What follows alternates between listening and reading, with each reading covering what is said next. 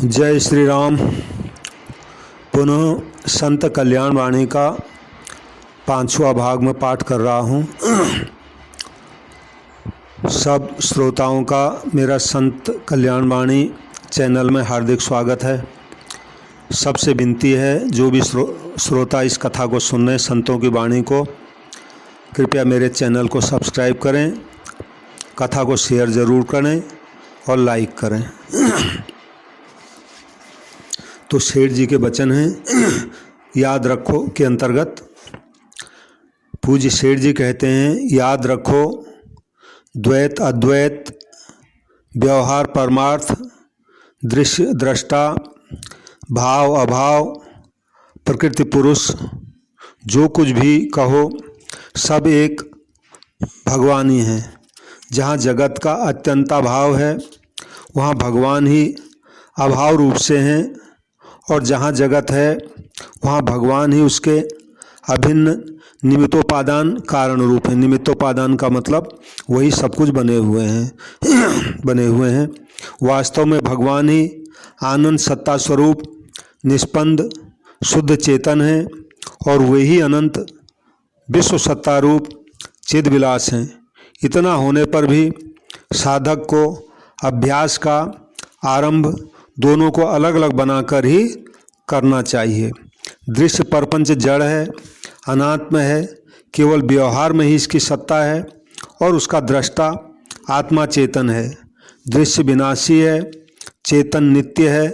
इस प्रकार दृष्टा रूप में स्थित होकर दृश्य प्रपंच को अनात्म रूप से देखो। जय श्री राम।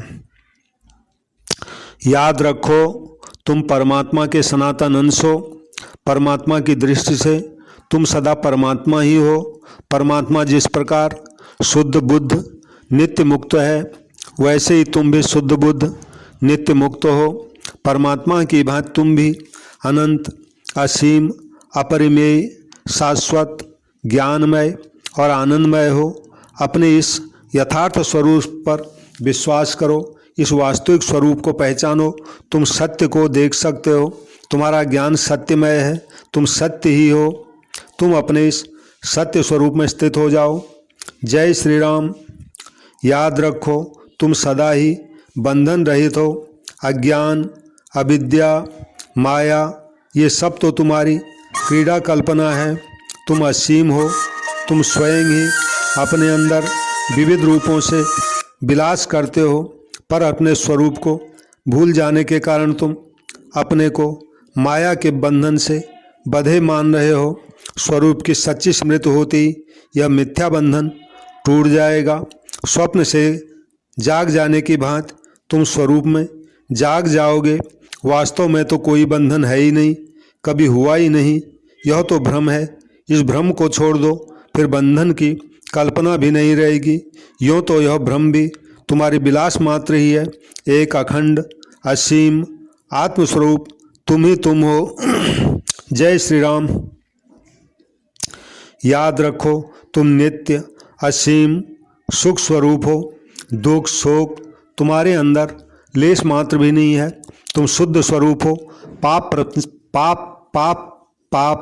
प्रपंच का तुम्हारे अंदर लेश भी नहीं है। तुम अनंत अखंड सत्ता स्वरूप हो। मृत्यु का विनाश का तुम्हारे अंदर लेश भी नहीं है।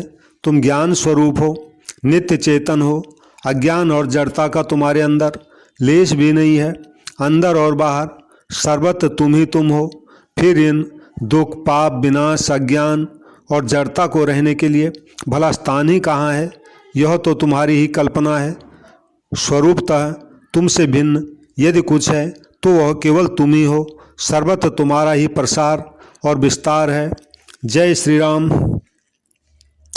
याद रखो जैसे एक ही आकाश से ही उत्पन्न पार्थिव वस्तुओं से बने हुए नगर, मकान, कमरे, घड़े आदि के भेद से अलग अलग छोटे छोटे भागों में विभक्त दिखता है, ऐसे एक ही पुरुष स्वप्न में अपने ही संकल्प से अपने ही अंदर नाना प्रकार की सृष्टि रचना करके विभिन्न विचित्र स्वरूपों और घटनाओं को देखता है। वैसे ही एक ही अखंड आत्मा में स्थावर जंगमात्मक समस्त जगत दिखता है। आत्मा ही अपने संकल्प से इन सब को रचकर स्वयं इन सब को देखता है। वस्तुतः यह दृश्य दर्शन उस दृष्टा आत्मा से अभिन्न है। वह आत्मा तुम ही हो। तुम जगत की दृष्टि से जीव हो, माया की दृष्टि से नित्य शुद्ध बुद्ध स्वप्रकाश परमात्मा से पृथक दिखते हो। स्वरूपतः तुम परमात्मा से अभिन्न एक अखंड आत्मा ही हो। अपने इस स्वरूप में स्थित होकर देखो, तुमसे भिन्न और कुछ है ही नहीं। तुम एक नित्य सत्य सनातन अनादि अनंत अखंड अपार अव्यय कूटस्थ अपरिमेय अचिंत्य सच्चिदानंद स्वरूप हो। ये सब हमारे स्वरूप बताए हैं, यानी हम ऐसे हैं वास्तव में। बस फिर ऐसी दृष्टि पाते ही तुम मुक्त हो जाओगे। मुक्त तो हो ही बंधन के स्वकल्पित भय से जो अशांत हो रहे हो। भ्रम का नाश होने पर वह अशांति दूर हो जाएगी और तुम अपने स्वरूपभूत प्रशांत महासागर में मिलकर अपने प्रशांत महासागर में मिलकर अपने शाश्वत शांति स्वरूप का अनुभव करोगे। यह अनुभूति भी तुम्हारे स्वरूप से अभिन्न ही होगी। जय श्री राम। शिव शिव। तो ये कल्याण के अंतर्गत का लेख है। अब एक पद है श्री सनातन कुमार जी वाजपेयी सनातन जी का लिखा हुआ, इसका मैं पाठ कर रहा हूँ। मेरे मन आंगन में मोहन कब तुम रास रचाओगे, कब मेरे जीवन पतझड़ में फिर मधुमास सजाओगे। जोह रहा हूँ बाट तुम्हारी, हे मन मोहन आ जाओ।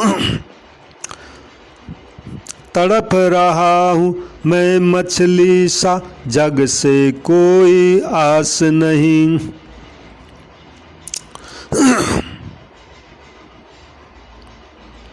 अच्छा। जोह रहा हूँ बाट तुम्हारी, हे मन मोहन आ जाओ। पत्र पुष्प का भोग लगाकर मुझे शांति सुख दे जाओ। कब मेरे तपमय जीवन में तुम प्रकाश फैलाओगे। मेरे मन आंगन में मोहन कब तुम रास रचाओगे।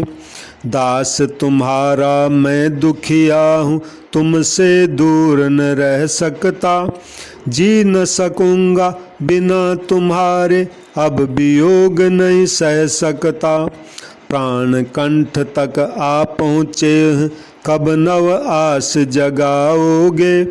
मेरे मन आंगन में मोहन कब तुम रास रचाओगे। जोगी मैं प्रभु बन न सकूँगा, वेद धर्म का ज्ञान नहीं। रूप राशि मन बसी तुम्हारी, जिसका अन्य निदान नहीं। कब मेरे उजड़े आंगन में श्रावण मास बसाओगे। मेरे मन आंगन में मोहन कब तुम रास रचाओगे। तड़प रहा हूँ मैं मछली सा, जग से कोई आस नहीं। राग रंग के ताने बाने आते किंचित रास नहीं। मैं शाश्वत नवजीवन पाऊँ, कब आभास कराओगे। मेरे मन आंगन में मोहन कब तुम रास रचाओगे। दरस आस में प्राण टिके हैं, चला चली की बेरा है।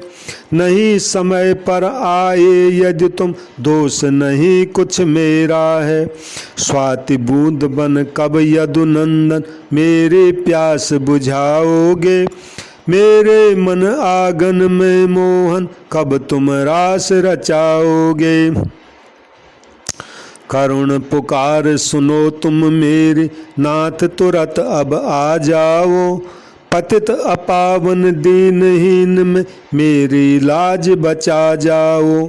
विकल सनातन प्रभु शरणागत, कब भव त्रास मिटाओगे। मेरे मन आंगन में मोहन कब तुम रास रचाओगे।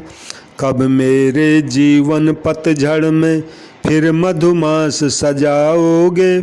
मेरे मन आंगन में मोहन कब तुम रास रचाओगे। जय श्री राम, जय श्री राम, जय श्री राम।